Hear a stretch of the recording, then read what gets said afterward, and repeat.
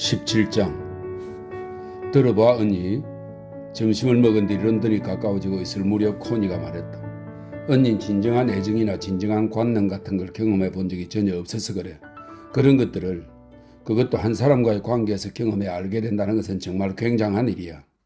아이고 제발 너희가 알량한 경험을 자랑하려고 하지 마. 힐드가 말했다. 난 아직껏 만나본 적이 없어.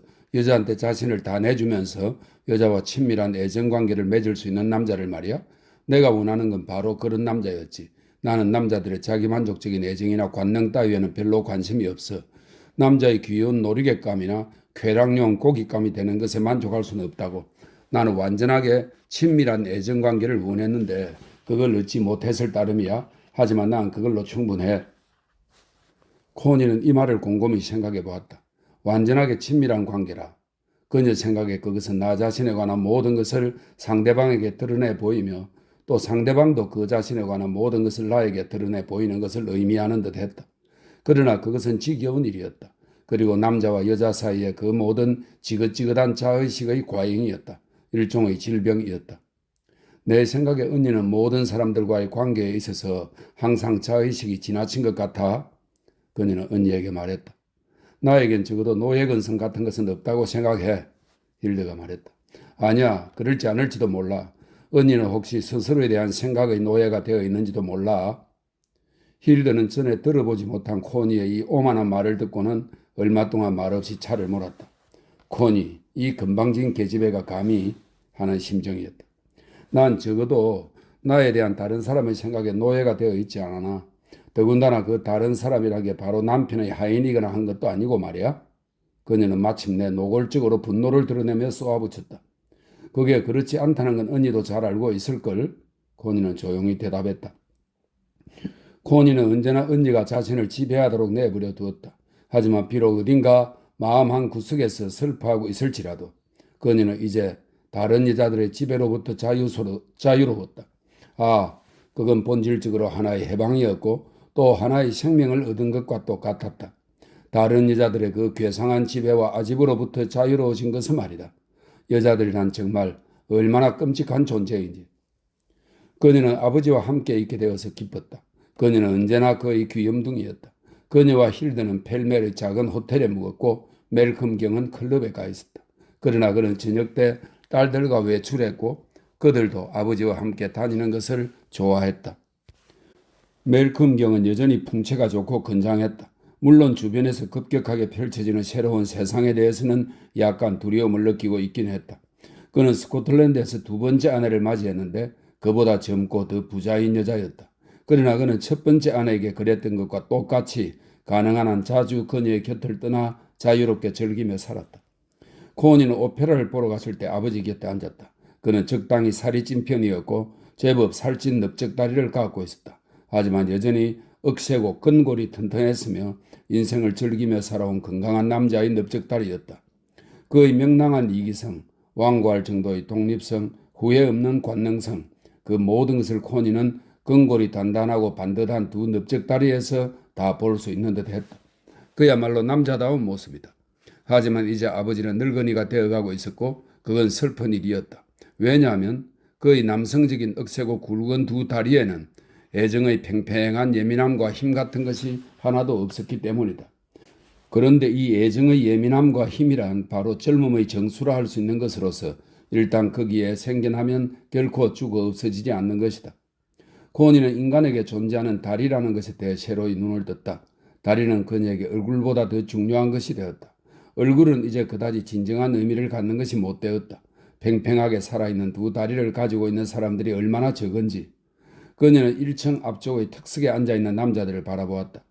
푸딩 찌는 청 같은 검정 옷에 쌓인 푸딩처럼 커다랗게 쭉 늘어진 넓적다리나 나무 짝대기같이 삐쩍 마른 데다 장내용 청 같은 검정 옷을 걸치고 있는 다리, 아니면 보기 좋게 잘 빠지긴 했지만 관능이건 부드러운 애정이건 예민함이건 아무것도 없이 그저 다리랍시고 빨빨거리며 돌아다니는 평범하기 짝이 없는 다리. 모두 그런 다리뿐이었다. 그녀의 아버지 같은 관능성조차도 전혀 찾아볼 수가 없었다. 그들은 모두 기가 질리고 압도당해 존재다움을 상실한 인간들이었다. 그러나 여자들은 기가 질리고 압도당해 있지는 않았다. 대부분의 여자들이 가지고 있는 저 방앗간 기둥 같은 끔찍한 다리를 보라. 정말로 소름 끼치고 정말로 살인이라도 하기에 충분할 것 같은 다리였다.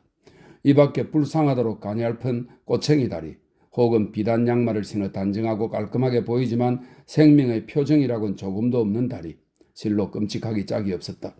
무의미하게 이리저리 빨빨거리며 돌아다니는 저 수백만의 무의미한 다리 짝들은 말이다. 코니는 런던에서 행복하지 않았다. 사람들은 너무나 유령 같고 공허해 보였다. 아무리 활발하고 잘생긴 모습을 하고 있어도 그들에게는 살아있는 행복이 전혀 없었다. 온통 불모의 메마른 존재뿐이었다.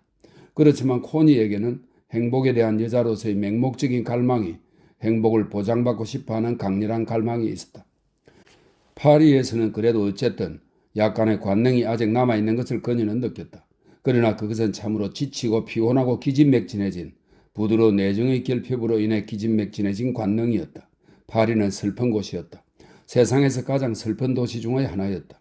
기계적이 되어버린 관능에 지쳤고 돈 하며 흥분하고 긴장하는 데 지쳤고 원망하거나 우쭐대는 것에 대해서조차 지쳐서 그저 죽구만 싶을 정도로 지쳐 있는 곳이었다.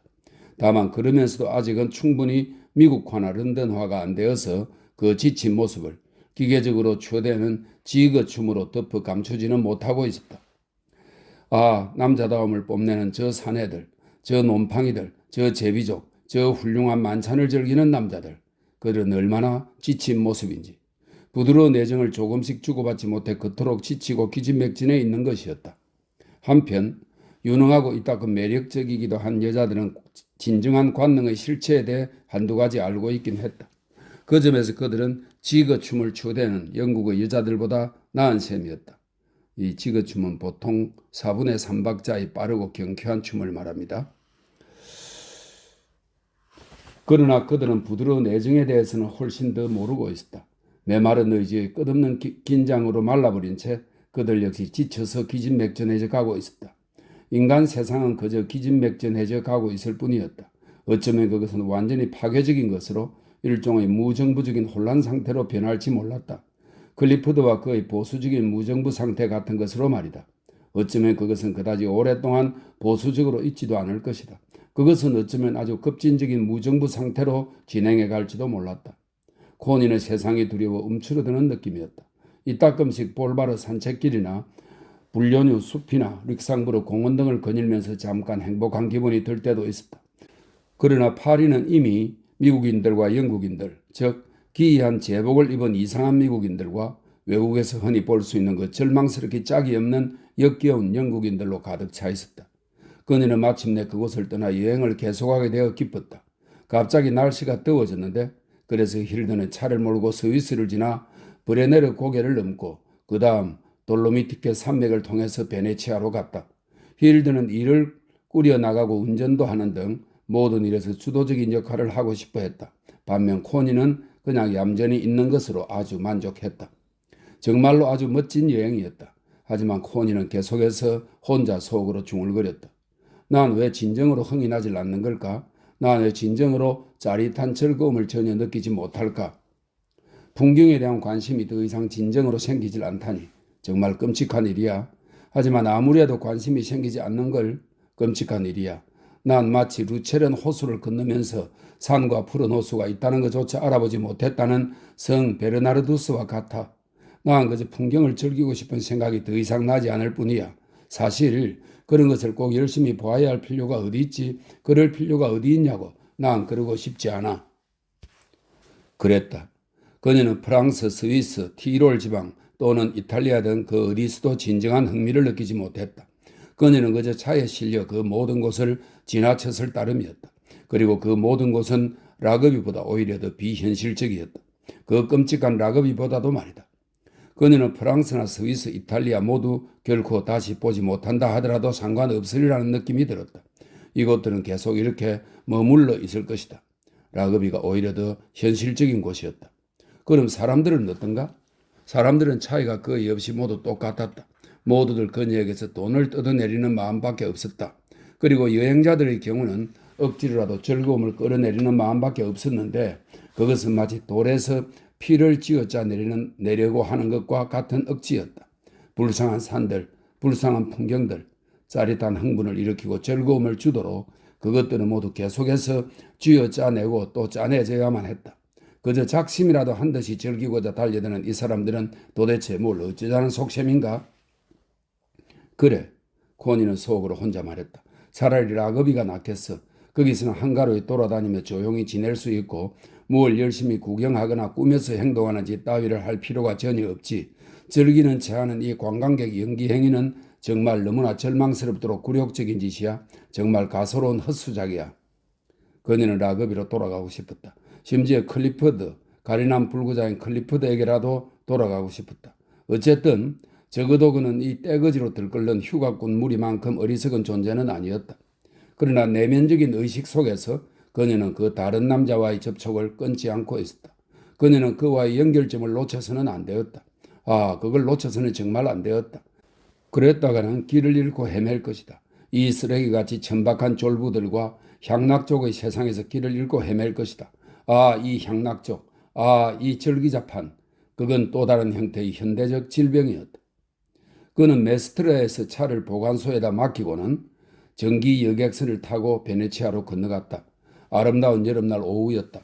얕은 스코에는 잔물결이 일었고 한껏 쏟아지는 햇살에 호수 건너편에 등을 돌리고 앉아있는 베네치아가 희미하게 아른거리는 모습으로 보였다. 부두에서 그들은 곤돌라로 바꿔 타고는 곤돌라 사공에게 갈 곳을 알려주었다. 그는 희고 파란 윗도리를 입은 정식 곤돌라 사공이었는데 별로 잘생긴 얼굴도 아니고 인상적인 구석도 전혀 없었다. 예, 에스메랄다 별장 말씀이죠. 예, 잘 알고 있는 곳이죠. 그곳에 사는 신사분의 사공으로 일한 적이 있거든요. 하지만 거리가 꽤 된답니다. 사공은 다소 어린애 같은 데다 성미가 급한 사람처럼 보였다. 그는 좀 과장된 몸짓으로 격렬하게 노를 저어 진흙투성이의 지독하게 기분 나쁜 초록색 벽이 내려선 어둑한 골목 운하를 이리저리 지나갔는데 가난한 지역을 통해 흐르는 이 운하들 위로 빨래가 줄에 높이 걸려있는 모습이 보이기도 하고 시궁창의 오물 냄새가 강해졌다 약해졌다 하면서 풍겨 나오기도 했다. 그러나 마침내 사공은 넓게 트인 운하로 나왔는데 포장된 인도가 양쪽에 있고 고리 모양의 다리들이 걸쳐져 있으며 도시 중심의 대운하를 향해 직각으로 곧장 흘러드는 운하 가운데 하나였다. 두 여자는 자그마한 차양 아래 앉아 있었고 사공은 그들 뒤편에 약간 올라온 곳에 자리를 잡고 서 있었다. 아가씨들께서는 에스메랄다 별장에 오랫동안 머무르실 건가요? 수월하게 노를 저으면서 그가 물었다. 그리고는 희고 파란 손수건으로 얼굴에 흐르는 땀을 닦았다. 한 20일쯤 있을 거예요. 그리고 우린 둘 다 결혼한 부인이에요. 힐드가 대답했다. 그녀 특유의 묘하게 조용한 목소리였는데 그 때문에 그녀의 이탈리아어는 더욱 외국어투로 들렸다. 20일 동안요? 그 남자는 말했다. 잠시 침묵이 흘렀다. 그러다가 그가 다시 물었다. 그럼 부인들께서는 곤돌라 사공이 필요하지 않으신가요? 에스메랄다 별장에 머물러 계실 그 20일가량 동안 말입니다. 물론 하루나 일주일 단위로도 일할 수 있습니다. 코니와 힐드는 생각해 보았다. 베네치아에서는 자가용 곤돌라가 있는 것이 좋았다. 무태서 자동차가 있는 것이 좋은 것처럼 말이다. 우리가 가는 별장에는 뭐 없나요? 배 말이에요. 모트 달린 배 한 대하고 곤돌라가 하나 있긴 하지요. 하지만 이 하지만이란 말은 바로 그 배들이 그녀들의 차지가 되지는 못할 것임을 의미했다. 얼마에 일할 수 있는데요? 하루에 약 30실링, 일주일엔 10파운드라고 했다. 그게 공정 가격이에요? 힐드가 물었다. 더 싼 값입니다, 부인. 더 쌉니다. 공정 가격은 두 자매는 생각해 보았다. 글쎄요, 힐드가 말했다. 내일 아침에 한번 와봐요. 그럼 결정할 테니까. 이름이 뭐죠? 그의 이름은 지오반니였다. 그는 몇 시에 올지 그리고 누구를 찾는다고 말해야 하는지 등을 물었다. 힐드는 마침 명함이 없었다. 그래서 코니가 자기 것 하나를 그에게 주었다. 그는 그것을 남국인의 뜨겁고 파란 눈으로 재빨리 한번 살펴보고 마는가 싶더니 재차 그것을 헐껏 살펴보았다. 얼굴이 환해지면서 그가 말했다. 귀부인이시군요. 귀부인이신 거 맞죠? 그래요. 콘스탄차 부인이에요. 코니는 대답했다. 그는 고개를 끄덕거리면서 되풀이해 말했다. 콘스탄차 귀부인님. 그리고 명함을 조심스럽게 자신의 우도에 간직했다. 에스메랄다 별장은 상당히 멀리 떨어진 석고 끝의 키오자가 바라다 보이는 곳에 있었다. 이 키오자는 베네치아 남쪽의 항구입니다. 그다지 오래되지 않은 집으로 쾌적한 편이었으며 바닷가를 바라보는 테라스가 있었고 그 아래쪽으로는 꽤 커다란 정원이 있었다. 정원에는 나무가 짙게 우거져 있었고 스코를 저쪽에 두고 담이 빙 둘러쳐져 있었다. 집주인은 육중하고 좀 투박한 스코틀랜드인으로 전쟁 전에 이탈리아에서 큰 돈을 벌었는데 전쟁 동안 초월적인 애국심을 보여 그 공로로 훈장의 자기를 수여받은 사람이었다. 그의 아내는 마르고 창백한 날카로운 유형의 여자로 자기 재산은 하나도 없었고 남편이 좀 지저분한 호색 행각을 단속하며 살아야 하는 불행을 짊어지고 있었다. 그는 하인들을 아주 지독히도 못살게 구는 주인이었다. 그러나 지난 겨울에 가벼운 뇌졸중으로 쓰러진 적이 있은 뒤로 이제는 시중들기가 한결 수월해졌다. 집은 사람들로 상당히 들어차 있었다.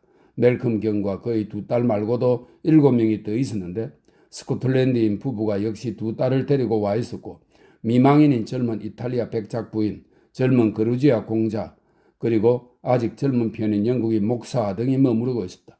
영국인 목사는 폐렴을 앓고 나서 건강을 위해 집주인인 알렉산더 경의 전속 목사로 와 있었다. 빈 털터리에다가 잘생긴 용모를 한 공자는 딱 알맞게 생긴 건방진 태도며 하는 짓 등이 훌륭한 운전사감으로나 겨우 족할 것 같은 분수였다. 백작 부인은 조용하고 깜찍하게 생긴 여자로 어딘가에 정부라도 숨겨놓은 것 같은 눈치였다. 목사는 버키먼주의 한 교구 목사로 있다가 온 소박하고 단순한 사람이었는데 다행스럽게도 아내와 두 아이를 영국에 두고 올 수 있었다. 한편 식구 내서의 거스리 집안 사람들은 에딘버러의 견실하고 훌륭한 중상계급으로서 만사를 실속있게 즐기며 무엇든지 다 해보면서도 위험을 무릅쓰는 경우는 절대 없는 사람들이었다. 코니와 힐드는 처음부터 공자는 상대에서 제외해버렸다. 거스리가 사람들은 어느 정도 그들과 비슷한 류의 실질적인 사람들이긴 했지만 따분했다. 게다가 그들의 두 딸이 원하는 것은 남편감이었다. 목사는 나쁜 사람이 아니었지만 너무 깍듯하게 굴었다. 알렉산더 경은 가벼운 뇌졸중을 앓고 난 뒤로 여간에서는 쉽사리 쾌활한 기분이 되지 못했지만 그래도 젊고 잘생긴 여자들이 그렇게 많이 주위에 와 있는 것에 여전히 짜릿한 흥분을 느꼈다. 그의 아내 쿠퍼 부인은 조용한 성격에 마음고생을 많이 한 불쌍한 여자였지만 심사가 꼬여 있어서 모든 다른 여자들을 싸늘하게 감시하는 눈초리로 지켜보았고 그것이 제2의 천성이 되어 있었다. 그리고 그녀는 냉혹하고 상스러운 말들을 짓거리곤 했는데 그것으로 그녀가 모든 인간성을 얼마나 형편없이 낮게 생각하고 있는지가 분명하게 드러났다. 코니도 알아챈 것이지만 그녀는 또한 하인들을 정말 혹독하리만치 심하게 대했다. 다만 시끄럽지 않은 방법을 쓸 뿐이었다. 그녀의 행동이 어찌나 교묘했던지 알렉산더 경은 바로 자신의 집안 전체의 지배자이고 왕이라고 생각하면서 딴에는 온화해 보이는 살찐 올챙이 배를 실룩거리며 실로 따분하기 짝이 없는 농담을 짓거려대곤 했다. 힐드는 그런 그의 농담을 익살심기라고 이름 붙였다. 멜컴 경은 그림을 그리면서 나날을 보냈다. 그랬다. 그는 여전히 이따금씩 자신의 스코틀랜드 풍경화와 대비가 되도록 베네치아의 석고 풍경을 그려보곤 했다. 그래서 아침에 그는 커다란 캔버스를 들고 소위 찍어놓은 자리라는 곳으로 배를 타고 갔다. 그러고 나서 조금 있으면 이번엔 쿠퍼 부인이 스케치북과 물감을 들고 도심지로 배를 타고 갔다. 그녀는 고질적인 수채 화가였고 그래서 집안의 장밋빛 궁궐, 어두운 운하, 흔들다리, 중세풍의 건물 정면 등을 그린 수채화들로 가득 차 있었다. 그녀가 나간 뒤 또 조금 있으면 이번엔 거스리 가족, 공자, 백작 부인 알렉산더 경이 그리고 가끔씩 목사 린드 씨도 함께 리더로 나갔고 그들은 거기에서 해수욕을 즐기다가 1시 반경에 늦은 점심을 먹으러 집으로 돌아오곤 했다. 이런 별장 식구들은 한 집 식구로 같이 지내기에는 정말이지 따분한 사람들이었다. 그러나 두 자매에게는 별 문제가 되지 않았다. 그들은 늘 밖에 나가 있었다. 그들의 아버지는 그들을 전시장으로 데리고 가 한없이 길게 이어지는 지루한 그림들을 관람시켜 주었다. 그는 또 루키스 별장에 데리고 가서 그곳의 옛 친구들에게 인사를 시키기도 했고 따뜻한 저녁 때는 광장에 있는 플로시안 식당의 옥의 테이블에 함께 앉아 식사나 차를 들곤 했다. 그리고 또 극장에도 데려가 골도니의 연극을 함께 보기도 했다. 밝은 조명 아래 수상 축제가 벌어졌고 여기저기서 무도회도 열렸다. 이곳은 휴양지 중의 휴양지였다. 리도는 햇빛에 빨갛게 타거나 잠옷 같은 옷을 걸친 인간들의 몸뚱이로 온통 뒤덮여 있어 마치 한없이 많은 물개떼가 짝짓기 하러 올라와 해안을 온통 뒤덮은 듯한 모습이었다. 광장의 너무 많은 사람들, 리도의 너무나 많은 인간의 몸뚱이와 사지들, 너무나 많은 곤돌라, 너무나 많은 모터 딸린 배들, 너무나 많은 전기 여객선들, 너무나 많은 비둘기떼, 너무나 많은 얼음, 너무나 많은 칵테일, 팁을 받고 싶어하는 너무나 많은 남자 하인들, 마구 떠들어대는 너무나 많은 여러 나다 말들, 정녕 너무나 많고 많은 햇빛, 너무나 많은 베네치아의 냄새, 배침으로 실려오는 너무나 많은 딸기들, 너무나 많은 비단시올, 노점 진열대 위에 커다랗게 잘라서 내놓은 뻘건 날고기 비쳐의 너무나 많은 수박 조각들, 그것은 곧 너무나 많은 향락, 진정 너무나 지나치도록 많은 향락이었다. 코니와 힐드는 밝은색 여성복을 입고 돌아다녔다. 그들을 아는 사람들이 많이 있었고 또 그들도 많은 사람들을 알고 있었다. 마이클리스가 달갑지 않게 어디선가 나타났다. 안녕하시오. 어디에 머무르고 있어? 이리 와서 아이스크림이나 물 좀 들어요. 내 곤돌라로 함께 어디 놀러 가지 않겠소? 마이클리스조차 거의 햇빛에 탄 모습이었다. 비록 햇빛에 푹 익었다는 말이 오히려 그곳의 인간들 대부분의 살가적 모습에 더 들어맞는 표현이긴 하지만 말이다. 어느 의미에서는 즐겁기도 했다. 거의 향락에 가까울 정도였다.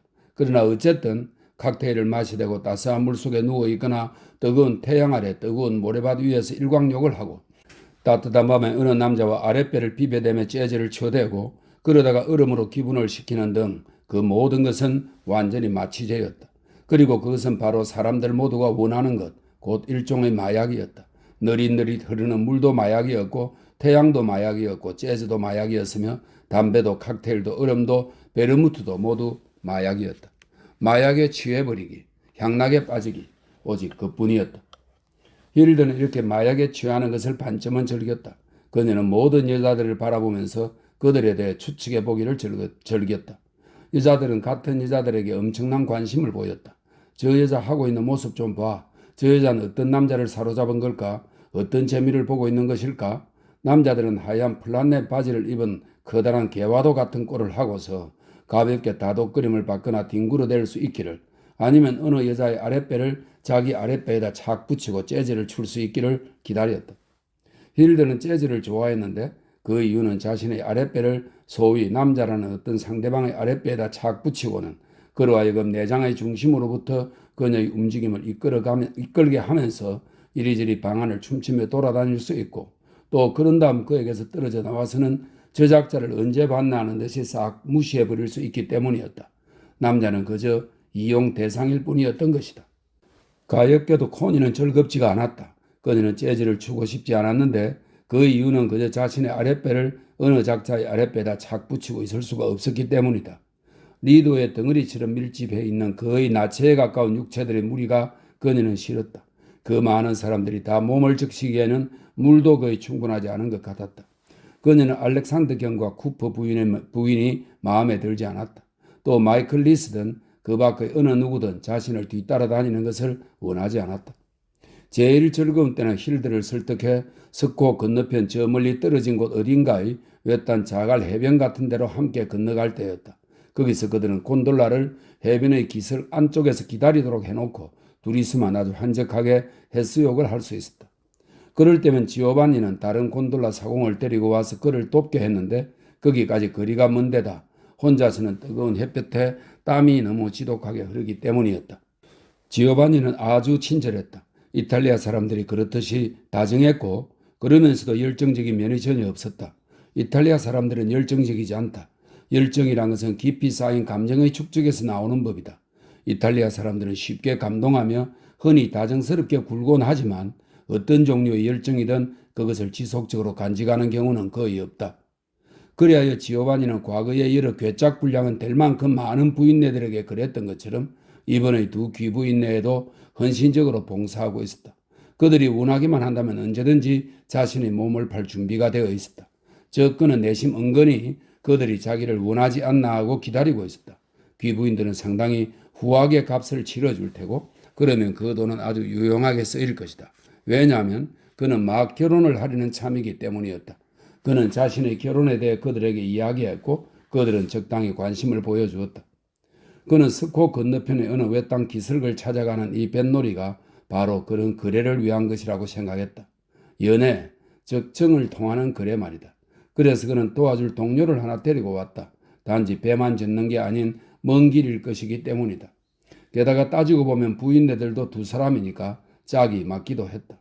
두 명의 귀부인과 두 마리의 팔팔한 고등어, 훌륭하게 짝을 맞춘 계산이었다. 더욱이 아름답기까지 한 귀부인들이었다. 그는 그들이 그저 자랑스러울 뿐이었다. 그리고 비록 그에게 돈을 지불하고 명령을 내리는 부인은 언니 쪽이었지만 그를 연애 상대로 택하는 사람은 동생 쪽 젊은 부인이었으면 하고 은근히 기대했다. 그녀 쪽이 돈도 더 많이 줄 것이다. 그가 데리고 온 친구는 이름이 다니엘레였다. 그는 정식 곤돌라 사공이 아니었다. 그래서 그에게는 돈을 뜯어내고 몸을 팔고 하는 기질 같은 것이 전혀 없었다. 그는 산돌라 사공이었는데 산돌라란 인근 섬에서 과일이나 농산물을 실어 들여오는 큰 배를 일컫는 말이었다. 다니엘라는 미남에 키가 크고 몸매가 잘 빠졌으며 둥그스름하니 경쾌한 머리에는 짧고 연한 금발 머리칼이 살짝 곱슬져 있었다. 사내답게 잘생긴 얼굴은 사자와 좀 비슷한 구석이 있었으며 먼 곳을 바라보는 듯한 파란 눈을 하고 있었다. 그는 지오바니와 달리 새살스럽게 굴거나 수다스럽지 않았고 술꾼도 아니었다. 그는 과묵했으며 마치 혼자서 배를 타고 물리를 달리는 것처럼 힘차고 수월하게 노를 저었다. 부인네들은 귀부인으로서 자기하고는 거리가 먼 사람들이었다. 그는 심지어 그들을 쳐다보지도 않았다. 그저 앞만 바라보았다. 그는 진짜 남자다운 사내였으며 지오바니가 술을 너무 많이 마시고서는 커다란 눈을 허세스럽게 밀쳐대며 서투르게 젓기 시작하자 약간 화를 내었다. 멜로디처럼 그는 몸을 더럽히지 않은 사내다운 사내였다. 코니는 쉽게 정이 넘쳐 흐르는 지오바니의 아내 될 여자가 불쌍하게 여겨졌다. 그러나 다니엘레의 아내는 어여쁜 저 베네치아 여인들, 즉 미로처럼 복잡한 어느 동네의 뒷곁에 정숙하고 꽃처럼 아름답게 살고 있는 모습을 아직도 찾아볼 수 있는 그런 진정한 베네치아 여인들 중의 한 사람일 것이다. 아, 얼마나 슬픈 일인가. 남자가 먼저 여자로 하여금 몸을 팔게 하더니 이젠 여자가 남자로 하여금 몸을 팔게 하는구나. 지오바니는 몸을 팔고자 하는 갈망에 사로잡혀 개처럼 침을 질질 흘리면서 여자한테 자신을 바치고 싶어 어쩔 줄을 몰라 하고 있었다. 그것도 돈을 위해서 말이다. 코니는 저 멀리 장밋빛을 띠고서 물 위에 낮게 떠있는 베네치아를 바라보았다. 돈으로 지어져 돈으로 꽃을 피우며 돈으로 죽어버린 곳이었다. 돈으로 죽어버린 속을 돈, 매음 그리고 죽음, 오직 그뿐인 곳이었다. 하지만 다니엘레는 아직 남자로서의 충절을 자유롭게 지킬 수 있는 남자였다. 그는 곤돌라 사공의 윗도를 입지 않고 모직으로 짠 파란 저지 셔츠만을 입고 있었다. 그는 약간 거칠고 투박했으며 자존심이 강했다. 바로 그래서 그는 두 여자에게 고용되어 일을 하고 있는 그 개같은 사내 지오바니에게 고용되어 일을 하고 있는 것이다. 그랬다. 예수가 악마의 돈을 거절했을 때 그는 유대인 은행과 같은 그 악마를 세상의 지배자가 되도록 내버려 둔 것이다. 코니는 햇빛이 강렬하게 이글거리는 스코로부터 취한 듯 멍한 상태가 되어 돌아오곤 했는데 그럴 때면 라그비로부터 편지가 와 있곤 했다. 클리퍼드는 정기적으로 편지를 써보냈다. 그는 편지를 아주 잘 썼다. 한대 엮어 책으로 출판해도 좋을 정도였다. 그런데 바로 그 때문에 오히려 코니는 그의 편지가 재미없었다. 그녀는 스코의 강렬한 햇빛, 찰싹거리는 바닷물의 짠맛, 더 넓은 허공, 텅 빈 마음, 무심한 공허감 등에 멍하게 취한 채 나날을 보냈다. 하지만 그야말로 건강한, 완전히 멍하게 취하도록 건강한 상태에 있었다. 그것은 만족스러웠으며 그래서 그녀는 그런 상태로 마냥 빠져들어가면서 아무것도 상관하지 않고서 살았다. 게다가 그녀는 임신 중이었다. 그녀는 이제 분명히 알고 있었다. 그래서 햇빛과 스코의 짠맛과 해수욕과 자갈 해변의 들어눕기, 조개죽기와 곤돌라에 실린 채 멀리 한가롭게 떠돌기 등을 통해 얻은 그 멍한 도취감은 바로 임신 상태인 것 덕분에 그녀의 몸 안에서 완전하게 향유되었다. 그것은 흡족하고 멍한 도취감을 안겨주는 또 다른 종류의 충만한 건강이었다. 그녀가 베네치아에 온 지도 이제 2주일이 지났다. 앞으로 열흘이나 2주일 정도 더 머물러 있을 예정이었다. 햇살은 언제 어느 때고 늘 뜨겁게 내리비쳤으며 충만한 육체적 건강은 모든 것을 완전히 잊어버리게 만들었다. 그녀는 일종의 멍한 행복감에 빠져 있었다. 그런데 클리프드의 편지가 그녀를 그런 도취 상태로부터 깨어나게 했다. 이곳의 우리에게도 고을에서 벌어진 가벼운 흥분거리가 있었다오. 사냥터지기 멜레즈의 남봉꾼 아내가 문득 그의 집에 나타났다는데 박대만 당하고 말았던가 보. 멜러지가 그녀를 내쫓아버리고는 문을 잠가 버렸다더군. 그렇지만 소문에 의하면 그가 숲에서 돌아와 보니 이쁜 구석이라고는 더 이상 없는 그 여자가 침대에 굳게 자리를 잡고는 완전한 나체로 혹은 더러운 나체라고 할 수 있는 모습으로 누워있더라는 거야. 그녀는 창문을 깨고는 거리로 들어갔다더군. 그런데 멜러지는 난잡하게 놀아난 이 비너스를 자기 침대에서 쫓아낼 수가 없었는지 오히려 자기가 집에서 도망쳐 들리는 말로는 태부실에 있는 어머니 집으로 달아나 버렸다는 거야. 그러는 사이에 스택스게이트 이 비너스는 그의 집을 자기 집이라고 주장하면서 그곳에 자리를 잡고 들어앉았다고 하니 따라서 아폴로는 태부실에 거처를 정한 게 분명한 듯 하다오.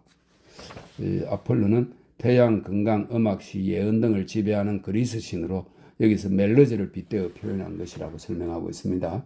따라서 아폴로는 태부시열의 거처를 정한 게 분명한 듯 하다오. 난 이 이야기를 풍문으로 듣고 전하는 것인데 멜러지 자신이 직접 나한테 와서 말하거나 하진 않았어. 내가 우리 고을의 이 별스러운 추문거리를 들은 것은 바로 우리의 주문잡이 참새이자 우리의 따오기, 우리의 썩은 고기 전담 청소 독수리인 볼턴 부인에게서라오. 내가 이 이야기를 이렇게 전하는 것은 바로 그녀가 큰 소리로 외친 말 때문이라고 할 수 있는데 그녀는 만약 그 여자가 근처를 돌아다니게 되면 마님께서는 더 이상 숲에 가시지 않을 거예요 하고 소리치듯 말하더군. 멜컴경이 백발을 휘날리고 분홍빛 살을 빨갛게 빛내면서 바다로 성큼성큼 걸어가는 모습을 그린 당신의 그림은 내 마음에 꼭 들어. 그런 태양빛을 즐길 수 있다니 당신이 부럽소. 여기는 요즘 비가 오고 있다오. 하지만 멜컴경의 그 고질적인 죽음의 유격성만은 부럽지 않소. 그래서 그 어른의 나이에 어울린다고 해야겠지? 사람이란 분명 나이를 먹어갈수록 점점 더 유격적으로 되고 점점 더 죽음의 성질을 띠게 되는 법이니까 말이야. 오직 젊은만이 불멸성을 맛볼 수 있는 법이지. 이 소식을 받고 코니는 절반쯤 멍하게 도취된 상태로 있던 행복감에서 깨어나 거의 기강에 가까운 초조감에 휩싸여 안절부절 못했다. 마침내 그녀가 그 짐승 같은 여자 때문에 괴로움을 당해야 할 때가 닥친 것이다. 마침내 놀라며 애를 태워야 할 때가 닥친 것이다. 멜르즈에게서는 아무 편지가 없었다. 서로 편지를 하지 않기로 합의를 보았었지만 그녀는 이제 그로부터 직접 소식을 듣고 싶은 마음이 간절했다. 어쨌거나 결국 그는 앞으로 태어날 아이의 아버지였다. 그에게서 편지를 받았으면. 그러나 이 얼마나 가정스러운 일인가. 모든 것이 이제 엉망진창이 되고 말았다. 저 하층계급의 사람들이란 그 얼마나 천하고 더러운 존재인지. 햇살과 한가로운 여유로 가득 찬 이곳은 저 영국 중부 지방의 그 끔찍하고 암담한 엉망진창에 비해 그 얼마나 훌륭하고 근사한가. 결국 맑은 하늘이야말로 인생에 있어 가장 중요한 것이 아닌가. 그녀는 임신했다는 사실을 아무에게도 알리지 않았다. 언니 힐드에게조차 말하지 않았다. 그녀는 정확한 사정을 알아보고자 볼턴 부인에게 편지를 보냈다. 덩컨 포버스라는 그들의 미술가 친구가 한 사람 있었는데 그는 얼마 전에 로마에서 북쪽으로 올라와 에스메랄다 별장에 와서 머무르고 있었다. 이제 그가 세 번째 손님으로 곤돌라에 함께 타고서 그들과 함께 석호 건너편으로 가서는 해수욕을 하면서 그들의 호위병 노릇을 했다. 조용하니 말이 거의 없는 젊은이로 그림 솜씨가 꽤 수준급이었다. 볼턴 부인에게서 답장이 왔다. 제가 감히 확신컨대 클리포드 경을 다시 만나시는 날 부인께서는 분명 대단히 만족하실 겁니다. 경께서는 한껏 생기에 넘쳐 아주 열심히 일을 하시며 또 희망에 가득 차 계시답니다. 물론 경께서는 부인이 다시 이곳 우리 곁으로 돌아오시는 날을 간절히 고대하고 계시죠.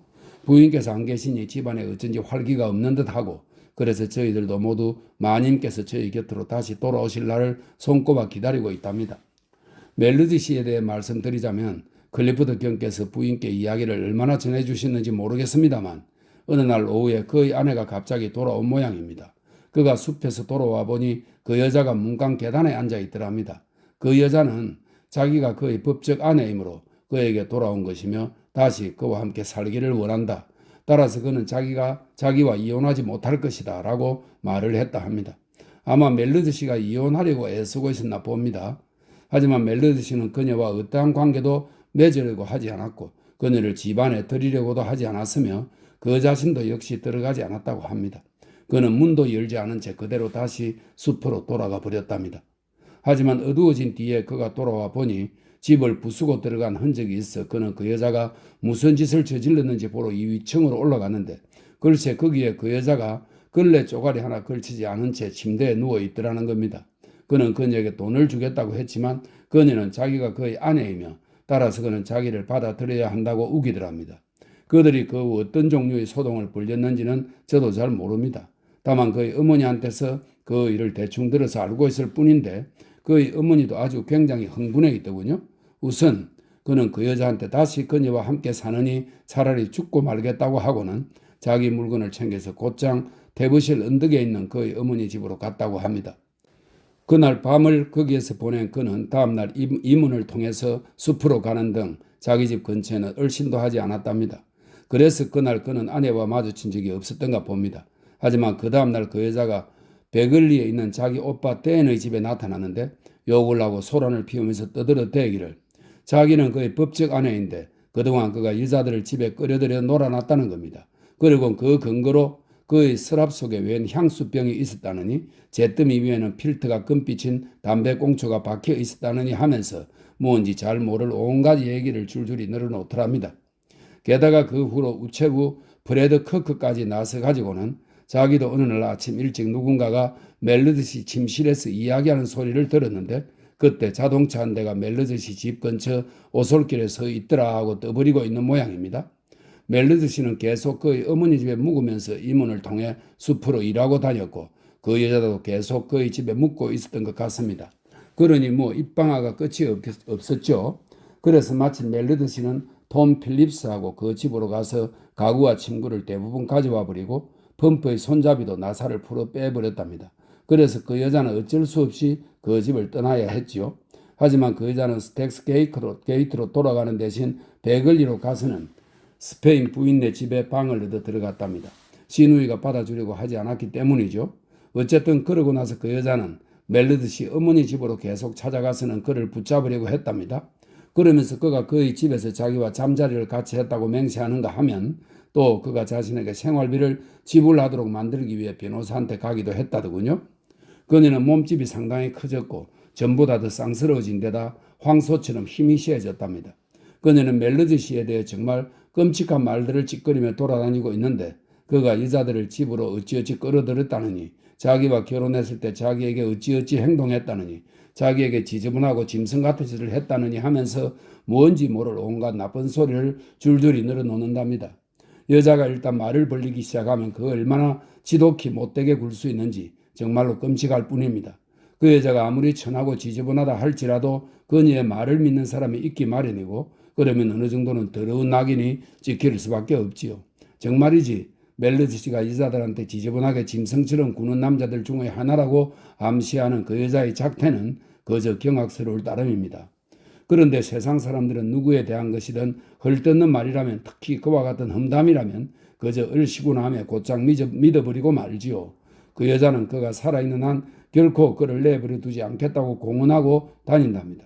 하지만 제 말인즉슨 그가 그렇게 짐승처럼 구는 사람이라면 도대체 왜 그렇게 간절히 그 사람한테 돌아가려고 하느냐 이겁니다. 물론 그 여자는 지금 폐경기가 가까이 다가오고 있지요. 멜르드시보다 몇 살 위이니까요.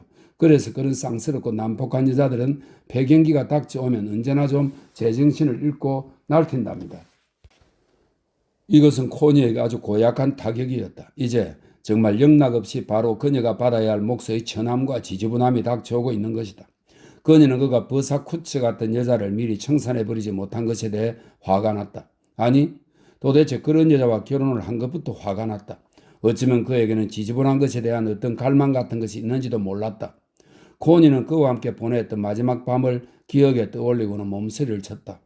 관능에 관한 그 모든 것을 그는 이미 다 알고 있었던 것이다. 버사쿠츠 같은 여자조차 상대로 삼아서 말이다. 정말 구역질 나는 일이었다. 그를 떼어버리는 것이 깨끗하게 완전히 떨쳐버리는 것이 좋으리라. 어쩌면 그는 정말로 쌍스럽고 정말로 지저분한 사람인지도 모른다. 그녀는 이제까지 그 모든 일이 온통 역겨워졌다. 그래서 그 서리신의 딸들의 그 어수룩한 경험 부족과 유치한 처녀다움이 오히려 부럽게 느껴질 정도였다. 그녀는 이제 자신과 사냥터지기의 관계를 혹 누가 알게 될까 봐 두려워졌다. 그 얼마나 말할 수 없이 굴욕스러운 일일 것인가. 그녀는 실증이 났고 걱정스러웠으며 험없고 점잖은 처신에 대한 갈망에 사로잡혔다. 거스리신의 딸들의 그 속되고 생명력 없는 점잖음이라도 좋다고 할 지경이었다. 만약 클리프드가 이 일을 알게 된다면 그 얼마나 말할 수 없이 굴욕스러운 일일 것인가. 사회에 대한 그리고 더럽게 물어뜯을 사회의 이빨에 대한 무서움으로 그녀는 겁에 질렸다. 뱃속의 아기를 지워버리고 다시 완전히 깨끗해질 수 있으면 좋겠다고 바랄 정도였다. 요컨대 그녀는 공포 상태에 빠져든 것이었다.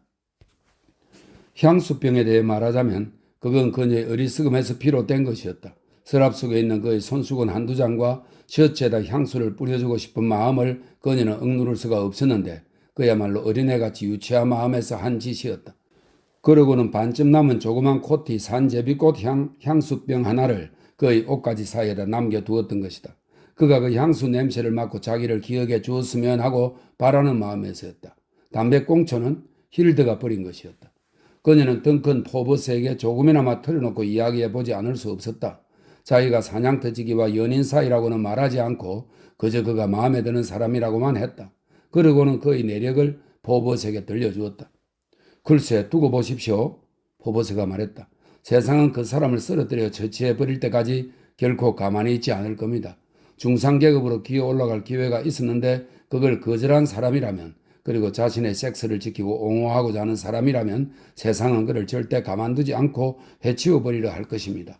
세상이 결코 가만 놔두지 않을 것이 딱 한 가지 있다면 그것은 바로 섹스를 솔직하고 깨끗이 드러내는 행위이지요. 더럽게 감추며 욕하는 것은 얼마든지 해도 괜찮습니다. 사실 사람들은 섹스를 더럽히고 욕할수록 그만큼 더 섹스를 좋아하지요. 하지만 만약 당신이 자신의 섹스가 지닌 진정한 가치를 믿고 그것을 더럽히려 하지 않는다면 세상은 여지없이 당신을 거꾸로 때리고 말 겁니다. 그건 정신나간 금기사항 중 아직까지 남아있는 유일한 것이죠. 즉 절대 섹스를 자연스럽고 생명의 원천이 되는 행위로 보아서는 안 되는 것입니다. 세상은 그걸 용납하지 않습니다. 그리고 당신이 그런 섹스를 행하도록 내버려 두느니 먼저 당신을 죽여버리고 말 겁니다. 두고 보십시오. 세상은 그 남자를 해치워버리고 말 겁니다. 하지만 말입니다. 그가 했다는 게 결국 무엇란 말입니까? 그가 아내와 가죽이 닳도록 진탕 성교를 나누었다고 해도 그에게 그럴 권리가 있는 것 아니냐 이 말입니다. 그의 아내도 오히려 그것을 자랑스럽게 여겨야 하는 것이죠. 하지만 보십시오. 그 지저분한 암캐 같은 여자조차도 그에게 달려들어서는 섹스에 대한 군중의 하이에나 같은 본능을 이용하여 그를 거꾸로 때리고 있지 않습니까? 우리는 그저 훌쩍이면서 우리의 섹스에 대해 죄의식이나 끔찍한 기분만을 느껴야 할 뿐 섹스를 누린다는 것은 조금도 허락받지 못하고 있는 것입니다. 아 정말이지 세상은 그 불쌍한 사람을 해치워버리고 말 겁니다. 코니는 이제 정반대쪽으로 역겨움을 느꼈다. 그가 저질렀다는 행동이 결국 뭐란 말인가? 코니 자신에게 그가 도대체 무슨 해를 끼쳤다고 그런단 말인가? 오히려 절묘한 기쁨의 절정과 자유와 생명의식을 느끼게 해준 것밖에 없지 않은가? 그는 그녀의 따뜻하고 자연스러운 성적 본능을 자연스럽게 흐르도록 해방시켜 주었다. 그런데 바로 그것 때문에 세상은 그를 해치우려 하고 있는 것이다. 안 돼. 그건 안 돼. 그럴 수는 없어. 그녀는 그의 모습을 떠올렸다. 벌거벗은 하얀 알몸에다 얼굴과 손은 햇빛에 그을린 채 꼿꼿이선 자신의 X를 내려다보며 마치 그것이 또 다른 살아있는 존재라도 되는 양 말을 걸며 그 묘한 미소를 얼굴에 살포시 머금고 있는 그의 모습이 떠올랐다. 그리고 그의 목소리가 다시 들려왔다. 당신은 정말 그 누구보다도 근사한 여자 엉덩이를 가졌어. 그러자 그의 손길이 따뜻하고 부드럽게 그녀의 둔부를 그리고 은밀한 부분을 축복의 손길과도 같이 감싸며 쓰다듬는 것을 그녀는 다시금 느꼈다. 그 뜨거운 열정이 그녀의 자궁을 타고 흘렀고 조그만 불꽃들이 두 무릎 언저리에서 너울거렸다. 그러자 그녀는 외쳤다. 아, 안 돼. 난 이것을 저버릴 수 없어. 그 일을 저버려서는 안 돼. 그의 곁에 끝까지 남아 그에게서 얻은 것을 지켜야만 해. 무슨 일이 있어도 그 일을 만나고 나서야 나에겐 비로소 삶의 따뜻한 불꽃이 생겼어. 이제 난 이것을 저버리지 않을 거야. 그녀는 경솔한 짓을 하고 말았다. 아이비 볼턴에게 편지를 보내면서 사냥터치기한테 보내는 쪽지를 동봉해 그것을 좀 전해달라고 부탁했던 것이다. 그 쪽지에다 그녀는 이렇게 썼다. 당신의 아내가 그렇게 여러 가지로 당신을 괴롭히고 있다는 소식을 듣고 정말 몹시 가슴이 아팠답니다. 하지만 너무 마음 쓰지 말아요. 그저 일종의 히스테리일 뿐이니까요. 모든 것이 다 처음과 마찬가지로 갑자기 잠잠해져 버리고 말 거예요. 하지만 이런 일이 일어나다니 굉장히 안타깝군요. 당신이 너무 마음 쓰지 않기를 간절히 바랄 뿐이에요. 결국 따지고 보면 마음 쓸 가치도 없는 일이잖아요. 그 여자는 그저 당신을 해치고 싶어하는 히스테리 환자에 불과해요. 전 열흘 후면 돌아갈 거예요. 모든 일이 잘 풀리기를 간절히 빌겠어요. 그 며칠 후에 클리프드에게서 편지가 왔다. 그는 분명 흥분해 있었다. 당신이 16일에 베네치아를 떠날 예정으로 준비하고 있다는 소식을 듣고 기뻤어. 하지만 그곳에서 즐겁게 지내고 있다면 서둘러 집으로 돌아올 필요는 없어. 물론 우리는 당신이 보고 싶고 라그비의 식구들도 모두 당신을 그리워하고 있지. 하지만 무엇보다도 중요한 일은 바로 당신이 햇볕을 원 없이 실컷 쬐고 와야 한다는 것이요. 리돌 광고지에 쓰여진 대로 햇볕과 잠옷의 즐거움을 한껏 누리면서 말이야. 그러니 그것이 당신의 활기를 복돋아주고 이곳의 더할 나위 없이 끔찍한 겨울을 견뎌낼 수 있도록 건강을 준비하는 것이 된다면 부디 좀 더 오래 머물러 있다가 오도록 하오. 오늘만 해도 이곳은 비가 내리고 있다오. 볼튼 부인은 정성을 다해 그리고 아주 훌륭하게 나를 보살펴주고 있어. 그녀는 정말 묘하니 별난 여자야. 살아갈수록 점점 인간이란 얼마나 이상한 존재인지를 깨닫게 된다오. 개 중에는 다리가 지네처럼 100개 아니면 바닷가재처럼 6개 있는 게 차라리 낫지 않을까 싶은 인간들이 있기도 하다오. 우리가 동료 인간들에게서 기대하도록 교육받아온 인간다운 일관성이나 위험 같은 것은 사실 전혀 존재하지 않는 것 같아. 우리 자신에게조차 과연 그런 것들이 놀랄 만큼 조금이라도 존재하는지 실로 의심스러울 뿐이야. 사냥터지기의 추문은 여전히 계속되고 있는데 눈덩이처럼 점점 불어나고 있다오. 볼튼 부인이 늘 나한테 이야기를 전해주고 있지. 그녀를 보면 말없이 가만히 있지만 살아있는 내내 아가미를 통해 소문을 소리 없이 들이마시고 있는 물고기가 연상된다. 모든 것이 그녀의 아가미를 통해 걸러지는데 그 어떤 것에도 그녀는 놀라는 법이 없지. 마치 다른 사람들의 인생사가 그녀에게 없어서는 안 되는 산소인 것처럼 보일 정도라오. 그녀는 멜로디의 추문에 정신이 팔려 있어서 내가 혹 이야기라도 시키면 즉시 깊숙한 10년의 내막까지 나한테 풀어놓곤 한다오. 그녀는 굉장히 분노하고 있는데 그렇게 분노할 때조차 연극에서 배역을 연기하는 여배우처럼 감정을 표현한다오. 그녀의 분노는 바로 멜로디의 아내, 즉 그녀가 고집스럽게 버사쿠츠라는 이름으로 부르는 여자를 향한 것이라오. 그래서 나는 이 세상에 있는 버사쿠츠 같은 여자들의 진흙탕 같은 삶을 그 깊숙한 10년까지 내려가 들여다보게 되는데 그러다가 그 지저분한 이야기의 물결에서 빠져나와 천천히 수면 위로 올라오면 도대체 어떻게 그럴 수 있나 하는 놀라움에 사로잡혀 멍하니 햇빛을 바라보곤 한다오. 나에겐 정말 틀림없는 진실처럼 보이는 것이 있는데 그게 뭐냐 하면 바로 우리에게 모든 사물의 표면인 것처럼 보이는 이 세계가 사실은 깊은 대양의 밑바닥이라는 것. 즉, 이 세상의 모든 나무들은 해저에서 자라는 식물이며 우리는 비늘 옷을 입은 괴상한 해저 동물군으로서 새우처럼 죽은 고기나 먹고 사는 존재라는 생각이요. 다만 어쩌다 한 번씩 영혼이 우리가 살고 있는 그 헤아릴 길 없는 깊은 10년을 헤치고 헐떡이며 올라가 진짜 공기가 있는 대기의 표면까지 높이 솟아오르곤 할 뿐이지. 확신컨대 우리가 평소 숨쉬고 있는 공기란 것은 물의 일종이며 남자니 여자니 하는 모든 인간들도 일종의 물고기임에 틀림없어. 하지만 때때로 우리의 영혼은 해저의 10년을 휩쓸고 다니다가 문득 솟아올라 키티웨이크 갈매기처럼 황홀하게 빗속으로 차고 날아오르곤 하지. 생각하건대 인류라는 바닷속 밀림에서 동료 인간의 끔찍한 해저 인생을 뜯어먹고 사는 것이 바로 우리 인간의 운명인 듯하오. 하지만 우리에겐 또 불멸의 운명이 있는데 헤엄치며 잡아먹이를 일단 삼키고 나면 그곳을 탈출하여 다시 눈부신 대기 속으로 솟아올라 늙은 대양의 수면으로부터 진정한 빛의 세계로 뛰쳐나오는 것이 바로 그것이라오. 그럴 때 우리는 자신의 영원한 본성을 깨닫게 되는 것이지.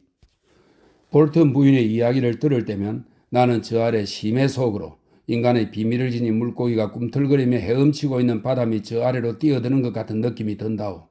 고기를 탐하는 식욕에 이끌려 우리는 한입 가득 먹이를 잡아 물게 되는데 그러고 나선 다시 위로 올라가 짙은 바닷물 속으로부터 맑은 대기 속으로 축축한 대양으로부터 마른 창공으로 솟아오르는 것이라오. 당신에게는 그런 과정을 모두 다 이야기할 수가 있어. 하지만 볼튼 부인과 함께 있으면 그저 저 아래로 뛰어들어 해저 밑바닥의 해초나 창백한 괴물들 사이로 끔찍하게 떨어져 내리는 것 같은 느낌이야. 유감스럽게도 우리는 사냥터지기를 읽고 말 것 같소. 그 남봉꾼 아내의 추문이 가라앉기는커녕 오히려 점점 크게 부풀어 사방에 퍼졌다. 그는 말로 형언할 수 없는 온갖 짓을 저질렀다고 비난받고 있는데 정말 묘한 것은 그 여자가 무슨 수를 썼는지 광부들의 아낙네 태반이 그 흉물스러운 생선 같은 여자를 지지하고 있다는 점이야. 그래서 마을은 입방아로 온통 썩은 내가 진동하고 있지. 들려오는 말로는 이 버사쿠츠라는 여자는 멜러즈의 집과 오두막을 샅샅이 뒤집어 엎은 뒤 그의 어머니 집에까지 들이닥쳐 멜러즈를 괴롭히고 있다고 하오. 그 여자는 또 어느 날 자기 딸을 붙잡아 세웠는데 그녀를 판박이로 닮은 그 딸은 마침 학교에서 돌아오는 길이었다더군. 그런데 그 꼬마는 사랑하는 어미의 손에 입을 맞추기는커녕 오히려 꽉 물어버렸다는 거야. 그래서 그 아이는 어미의 다른 쪽 손에 뺨을 철썩 얻어맞고는 비틀거리다 길가의 시궁창에 처박히고 말았는데 마침 근처에 있다가 그 광경에 당황하고 붕괴한 어느 할머니가 구해주었다는군. 그 여자는 놀랄 만큼 많은 양의 독가스를 내뿜고 다닌다고 하오. 자기 결혼 생활에 온갖 자잘한 사건들을 상세히 떠벌리며 다닌다는 거야. 결혼한 부부가 대개 서로의 가장 깊은 침묵의 무덤 속에다 파묻어 놓곤 하는 것들을 말이야. 그녀는 그것들을 10년간이나 묻어두었다가 이제 와서 파헤쳐 공개하기로 작정하고는 아주 망측한 이야기를 줄줄이 늘어놓고 있다는군. 그 자세한 내용을 난 의사와 린니한테서 들어서 알게 되는데 특히 의사는 아주 재미산다오. 물론 사실은 아무 내용도 없는 것들이야. 인간에겐 항상 색다른 성교 자체를 탐하는 이상한 호기심이 있어왔고 따라서 한 남자가 자기 아내를 벤베누토 첼리니가 말한 것처럼 이탈리아식으로 다루고 싶어 한다 할지라도 그건 취향의 문제일 뿐이니까 말이야. 하지만 난 우리 사냥터지기가 그렇게 많은 기교를 터득해 행할 수 있으리라고는 거의 예상하지 못했어. 틀림없이 버사쿠체 자신이 먼저 그런 것들을 해보자고 꼬드겨 가르쳐 주었을 거야. 그러나 어쨌든 그건 그들의 개인적인 지지분함의 문제일 뿐 다른 사람하고는 아무 상관이 없는 것이지. 그렇지만 모두들 귀를 기울여 듣고 있다오. 바로 내 자신이 그러듯이 말이야. 10여 년 전만 해도 사람들의 보편적인 체면의식 때문에 이런 그냥 쉬쉬하며 잦아들고 말았을 거야. 하지만 보편적인 체면의식이라는 것이 이제 더 이상 존재하지 않아서 광부들의 아낙네들은 온통 시끄럽게 들고 일어나 전혀 부끄러운 기색 없이 떠들어대고 있다오. 그들이 떠드는 소리를 듣노라면 마치 태버셜에서는 지난 50년 동안 흠없이 깨끗하게 잉태되지 않은 아이가 하나도 없고 또 이곳의 비국교도 아낙네들 가운데 잔다르크처럼 눈부신 덕을 갖추지 않은 여자는 하나도 없는 것 같이 생각될 정도라니까.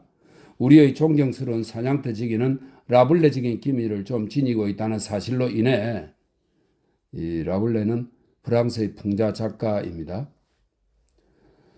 라블레적인 기미를 좀 지니고 있다는 사실로 인해 크리픈 같은 살인자보다도 이 크리픈은 미국의 의사인데요. 런던에 와서 살다가 비서와 사랑에 빠져 아내를 살해한 뒤 지하실에 안매장한 인물이라고 하네요. 크리픈 같은 살인자보다도 더 괴상망측하고 끔찍한 존재가 되어버리고 만 듯하다오. 하지만 들려오는 이런저런 온갖 이야기들로 미루어 보건대 이 태부실 사람들 역시 방탕한 패거리에 불과해. 그렇지만 문제는 바로 이 빌어먹을 버사쿠츠가 자신이 겪거나 당한 것만을 떠벌리는데 그치지 않는다는 점이라오. 그녀는 목청껏 악을 쓰며 남편이 여자들을 집에다 들여두고 살았다는 걸 자기가 알아냈다고 외치면서 마구잡이 어림짐작으로 몇 명의 여자 이름을 들먹였다는 거야. 그 때문에 몇몇 점잖은 사람들의 이름이 진흙탕에 뒹군 듯이 더럽혀졌고 사태는 좀 지나치게 빗나가고 말았다고. 그래서 그 여자한테 추방령까지 내려지는 지경에 이르고 말았지. 이 문제에 대해 나는 멜러즈와 면담을 하지 않을 수 없었다고. 그 여자를 숲에 얼쩡거리지 못하게 하는 것이 불가능했기 때문이지. 그는 평소와 다름없이 돌아다니며 띠의 방앗간 주인같이 띠의 방앗간 주인은 아일랜드의 극작가 아이작 비크 스태프의 민요풍 오페라 어느 마을의 사랑에 나오는 주인공이랍니다. 띠의 방앗간 주인같이 난 아무도 상관하지 않는다. 그래 그러니 아무도 날 상관 말라는 식의 태도를 취하고 있다오. 그렇지만 내 날카로운 짐작에 그의 속마음은 분명 꼬리에 깡통을 매달고 있는 개와 같을 거요. 비록 겉으로는 깡통이 여기 달려있지 않은 듯이 훌륭하게 꾸미고 있지만 말이야. 어쨌든 들리기로는 그가 지나갈 때면 마을에서는 아낙네들이 아이들을 불러들인다더군. 마치 그가 바로 사드 후작이라도 되는 것처럼 말이야. 이 사드 후작은 프랑스의 소설가로서 변태적인 성행위로 악명이 높아 세디즘이라는 말이 나오게 한 사람이라네요. 바로 사드 후작이라도 되는 것처럼 말이야. 멜르즈 자신은 얼마간 태연한 태도를 계속 유지하며 다니고 있긴 하지만 내 보기엔 깡통이 아주 단단히 그의 꼬리에 매달려 있는 형국이고, 그래서 그는 스페인 민요의 돈 로드리고처럼 그것은 이제 나의 가장 죄 많은 곳을 물어 뜯는구나 하고 속으로 계속 되뇌고 있을 거야. 나는 그에게 숲을 지키는 직분을 제대로 수행할 수 있다고 생각하는지 물어보아서 그는 자기 할 일을 게을리하진 않았다고 생각한다고 대답하더군. 그 여자가 자꾸 숲을 침입하는 것은 좀 곤란한 일 아니냐고 내가 말했지. 그랬더니 그는 그 여자를 체포할 권리가 자신에겐 전혀 없다고 대답하더군. 그래서 난 추문과 그것의 불쾌한 진행 과정을 넌지시 언급했지. 글쎄요 하더니 그는 이렇게 말하더군. 사람들은 자기네 X 하는 짓이나 열심히 할 것이지 왜 쓸데없이 다른 사람에 대한 헛소리 따위에 그렇게 귀를 기울이는지 모르겠군요. 그는 좀 신랄한 태도로 그렇게 말했는데 분명 진실의 씨앗을 담고 있는 말이긴 했어. 그렇지만 그 말을 하는 투는 쌍스럽고 불손했어. 그래서 내가 넌지시 그런 점을 지적했는데 그러자고 깡통이 다시 요란스럽게 울어대더군. 클리포드 경, 제가 두 다리 사이에 불알 주머니를 차고 있다고 나무라는 그 성경과 같은 처지에 있는 사람에게는 어울리지 않는 일입니다. 당연히 이런 식으로 아무에게나 무차별적으로 내뱉는 말들은 그에게 전혀 도움이 될 리 없지. 목사도 린리도 브로스도 모두 그가 이곳을 떠나는 게 낫다고 생각한다고. 나는 또 그에게 집에 귀부인들을 불러들였다는 게 사실이냐고 물어보았지. 그랬더니 그자는 오직 아니 그게 경한테 뭐가 어떻다고 그러시는 거죠 클리포드 경? 하고만 말하더군. 그래서 나는 그에게 이야기하기를 내 영지에서 풍기가 문란해지는 일이 없도록 하고 싶다고 했더니 그자가 대꾸하기를 그러시다함 옆에 내들 주둥아리나 모조리 실로 꿰매버리는 게 나을 겁니다 하는 거야. 집에서의 행동 거지에 대해 내가 좀 더 다그치자 그자는 또 이렇게 말하더군. 그런 식이라면 틀림없이 나하고 내 암캐 플로시 사이에도 어떤 추문이 있다고 해야겠군요. 궁금하실 텐데 그것도 좀 알려드릴까요? 사실 말이지 건방진과 무리함의 본보기로 이 작자를 능가할 사람은 아마 없을 거야. 난 그에게 다른 일자리를 쉽게 구할 수 있을 것인지 물어보았다고. 그는 나를 이 일자리에서 내쫓고 싶다는 말씀인 것 같은데 일자리 구하는 것이야 눈짓 한번 하는 것만큼이나 쉽습니다 하고 대답하더군. 그렇게 해서 그는 전혀 문제를 일으킨 일 없이 다음 주말에 그만두기로 했고 또 겉보기에는 기꺼이 조 체인버스라는 젊은 친구한테 사냥터지기 일의 비법들을 가능한 한 많이 가르쳐주고 있는 것 같다고. 나는 그에게 그만둘 때 한 달치 임금을 추가로 더 주겠다고 말했어. 그러자 내 양심을 달래야 할 까닭이 하나도 없으니 내 돈일랑은 잘 넣어두길 바란다고 그가 말하더군. 그래 무슨 말이냐고 물었더니 그는 이렇게 말하더군. 경께서는 저한테 추가로 빚진 게 아무것도 없습니다. 클리포드 경. 그러니 저한테 추가로 지불하실 필요 없습니다. 제 속옷 셔츠가 삐져나와 있는 게 보인다고 생각된다면 그저 그렇다고 저한테 말만 해주시면 됩니다. 글쎄 당분간 이야기는 이걸로 끝이요. 그 여자는 사라져버렸다고. 어디로 갔는지는 모르지만 만일 태버실에 다시 얼굴을 비친다면 곧바로 체포당하게 되어 있지. 듣기에 그녀는 감옥을 몹시 무서워한다더군. 감옥에 가고도 남을 짓을 했기 때문에 그런 게지. 멜르즈는 다음 주 토요일에 떠날 것이요. 그러면 이것도 곧 정상으로 돌아올 거요. 그러므로 여보 코니, 당신이 그때까지 즉 8월 초까지 베네치아나 스위스에 머무르고 싶어 한다면 그 모든 지저분한 소문에서 당신이 벗어날 거라는 생각에 나도 기쁘게 여길 거요. 이번 달 말까지는 모든 게 다 잠잠해져서 없어지고 말 테니까 말이요. 그러니 이제 당신도 이해하겠지. 우리는 바로 심해의 괴물들이며 따라서 바닷가재가 진흙 바닥 위를 걸어가면 바다를 휘저 우리 모두에게 진흙탕을 뒤집어 씌운다는 것을 말이야. 우리로서는 부득이 그것을 철학적으로 받아들이는 수밖에 없다오. 클리프드의 편지에 드러난 노여움 그리고 어느 쪽에 대해서건 전혀 동정심이 없는 그 태도는 코니를 아주 기분 나쁘게 했다. 그러나 멜러즈로부터 다음과 같은 편지를 받았을 때 그녀는 그것을 좀 더 잘 이해할 수 있게 되었다. 고양이가 여러 마리의 다른 야옹이들을 이끌고 바구니를 뛰쳐나갔어. 당신도 이미 들었듯이 아내 버사가 사랑 없는 내 품으로 돌아와서는 내 집에 자리를 잡고 들어앉았다. 그리고 그녀는 좀 불손한 표현을 쓰자면 수상한 쥐새끼 냄새를 곧 맡았는데 바로 작은 콧띠 향수병이 문제였어.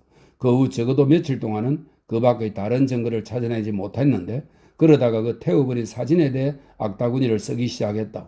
그녀는 액자의 유리와 뒷판을 위편의 침실에서 발견해냈는데 불행하게도 뒷판에다 누군가가 몇 개의 자그마한 스케치를 끼적거려 놓고는 CSR이라고 이름의 첫 글자를 여러 번 반복해서 써놓았다. 하지만 이것만으로는 아무런 단서가 되지 못했어. 그러나 마침내 그녀는 오두막까지 뜯고 들어가서는 거기서 당신의 책 한 권을 찾아내고 말았어. 여배우 주디스의 자서전이었는데 맨 첫 장에 당신 이름 콘스턴스 스튜어트 리드가 적혀 있었어. 그 뒤로 며칠 동안 그녀는 여기저기 돌아다니면서 큰 소리로 내 정부가 다름 아니라 바로 채틀리 부인이라고 떠들어대었어. 이 소문은 결국 목사와 브로스씨 그리고 클리포드 경에게까지 전해졌어. 그러자 그들은 내 존귀하신 마누라님에 대해 법적인 조치를 취하기 시작했어. 그러자 그녀는 곧 사라져버리고 말았는데 항상 경찰을 끔찍하리만치 무서워하던 여자였기에 그랬을 거요. 클리포드 경이 나를 보자고 했고 그래 난 가서 그를 만났어. 그는 이것저것 빙 돌려서 이야기했는데 나에 대해 화가 나 있는 것처럼 보였어. 그러다가 그는 채틀리 부인의 이름까지 사람들 입에 오르내리고 있다는 것을 알고 있느냐고 물었어. 나는 대답하기를 추문 같은 것에 나는 결코 귀를 기울이지 않으며 따라서 클리포드 경에게서 직접 그런 말을 듣게 되어 놀라울 뿐이라고 했어. 그가 말하기를 물론 그런 것은 지독한 모욕이라고 했고 그래서 나도 그에게 이야기하길 우리 집 설거지 칸의 달력에 메리 왕비님의 사진이 있는데 그건 틀림없이 여왕 폐하도 내 후궁의 이론을 구성하고 있기 때문인 것 아니겠냐고 했어. 하지만 그는 그런 비꼬는 말을 탐탁하게 받아들이지는 않았어. 그는 나에게 내가 바지단추를 풀어놓은 채로 돌아다니는 평판 나쁜 인물이라는 식의 말을 했고 나도 그에게 그는 아무리 해봤자 단추를 풀고 내놓을 게 전혀 없는 사람이라는 식으로 말을 해주었어. 그 결과 그는 나를 해고했고 나는 다음 주 토요일에 그만두고 떠날 예정이요. 따라서 이곳에서는 내 모습이 더 이상 보이지 않을 것이요. 난 런던으로 갈 텐데 코버그 광장 17번지에 위치한 내 옛날 하숙집 주인인 잉그 부인이 방을 하나 내두든지 아니면 다른 데서 얻어주든지 할 거요. 너희 제가 정녕 너희를 찾아낼 줄 알라. 특히 그대가 결혼을 했고 아내의 이름이 버서라면 더욱 그러할지니. 콘이 자신에 관한 말이나 그녀에게 어찌하라는 말은 한마디도 없었다. 그녀는 이를 매우 원망스럽게 여겼다. 그는 위로나 따지마는 말 몇 마디쯤은 해줄 수도 있었을 터였다. 그러나 그녀는 그가 자기에게 자유를, 즉 라그비와 클리프드에게로 돌아갈 자유를 주었음을 알았다. 하지만 그녀에게는 그것도 원망스럽게 여겨졌다. 그는 그렇게 가장된 기사도를 발휘할 필요가 없었다. 차라리 클리프드에게 그렇소. 그녀는 내 연인이고 정부요. 그리고 난 그것을 자랑스럽게 여기요. 하고 말했으면 좋았을 것이다. 그러나 그렇게까지 할 용기가 그에겐 없었던 것이다. 그러니까 지금 테버셜에는 그녀의 이름이 그의 이름과 짝지어져 사람들 입에 오르내리고 있는 것이다. 그건 참 난감한 일이었다. 그러나 곧 잠잠해지고 말 것이다. 그녀는 화가 났는데 복잡하고 혼란스러운 분노로 인해 무기력해졌다. 어떻게 해야 할지 또 무슨 대답을 해야 할지 몰랐고 그래서 그녀는 아무 답장도 하지 않고 아무 행동도 취하지 않았다. 그녀는 베네치아에 계속 머무르며 똑같은 생활을 하고 지냈는데 곤돌라를 타고 덩큰 포버스와 함께 호수 밖으로 나가고 해수욕도 하면서 나날을 보냈다. 덩큰은 10년 전에 코니에 대해 좀 우울한 사랑을 품은 적이 있었는데 지금 다시 그녀를 사랑하게 되었다. 그러나 그녀는 그에게 이렇게 말했다. 내가 남자들에게 바라는 것은 오직 한 가지밖에 없는데 그것은 바로 날 혼자 내버려 둬 달라는 것이에요. 그래서 덩컨은 코니를 혼자 내버려 두었다. 그리고 자신이 그렇게 할 수 있다는 것이 정말 아주 만족스럽기도 했다. 그럼에도 불구하고 여전히 그는 부드럽게 흐르는 일종의 묘하게 도착적인 사랑을 그녀에게 바쳤다. 그는 그녀와 함께 있고 싶어 했다. 이런 생각을 해본 적이 있습니까? 그가 어느 날 그녀에게 물었다. 사람들이 서로 얼마나 연결되어 있지 않은가 하는 것을 말입니다. 다니엘레를 한번 보십시오. 그는 태양의 아들처럼 잘생겼지요. 하지만 그 잘생긴 모습 가운데서도 그가 얼마나 외로워 보입니까? 틀림없이 아내와 가족이 있고 그들을 버리고 떠날 수도 없는 사람일 텐데 말입니다. 한번 물어보세요. 코니가 말했다. 덩크는 정말 물어보았다. 다니엘레는 자신이 결혼한 몸이고 자식이 둘인데 모두 사내 아이로 각각 7살과 9살이라고 대답했다. 그러나 그는 그 사실에 대해 아무런 감정도 드러내 보이지 않았다. 아마 진정으로 함께 결합할 수 있는 사람들만이 우주 속에서 홀로 존재하는 것 같은 그런 표정을 지니고 있는지도 모르죠. 코니가 말했다. 그 밖의 사람들은 어떤 끈적끈적한 접착성 같은 것을 지니고 있어서 인간 대중에게 달라붙어 있는 것이고요. 지오바니처럼 말이에요. 그리고 그녀는 속으로 덧붙였다. 덩컨, 당신처럼 말이에요.